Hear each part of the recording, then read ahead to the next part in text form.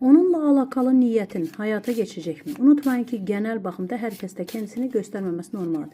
Bunun için şahsen bakımla var. Şahsen bakım için beni arıyorsunuz arkadaşlar. İsmim Nazlı'dır.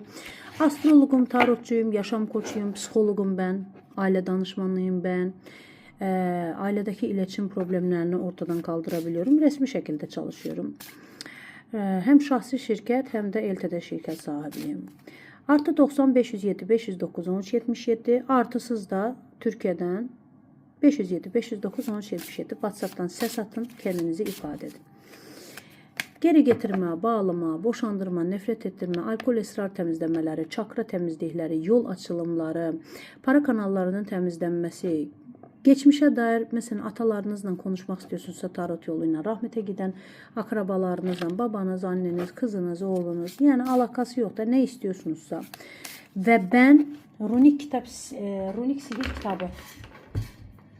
kitabının yazarıyım. İsmim Nazlı Dağ'dır. Ben runik sihir sanatı kitabının yazarıyım. İsmim Nazlı Dağ'dır. Görüyor musunuz?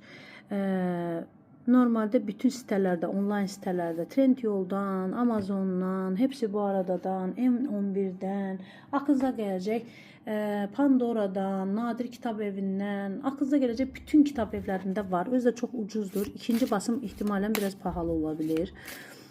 Alın ki ikinci basıma geçecek. Ondan sonra da bunun ikinci kitabını yazalım. Bir de psikoloji kitap yazacağım. Onu da düşünüyorum.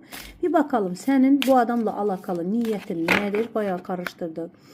Ne niyet etmişsin ki o hayata geçecek mi?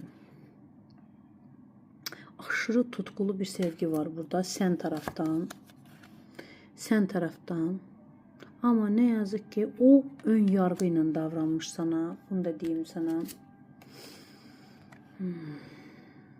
Yani bu ilişkide olgunlaşamadınız ya. Bu ilişkini bir olgunlaştıramadınız. Yani çocuk gibi ikiniz de davrandınız. Bu kötüdür. Yani sen düşündü ki karşılıksızdır, o düşündü ki karşılıksızdır. Ama hayır, ikinizin de duygusu var. Ama hakikaten bu adam öküzdür. Görüyor musun? Yani başka sözden bunu anlatmak olmuyor. Yazılıp da öküzdür. Sözden anlamıyor. Var böyle insanlarda. Düşünüyor ki ben bu kadını çok şımarttım. Bak belki de sana bu lafları söylemiş.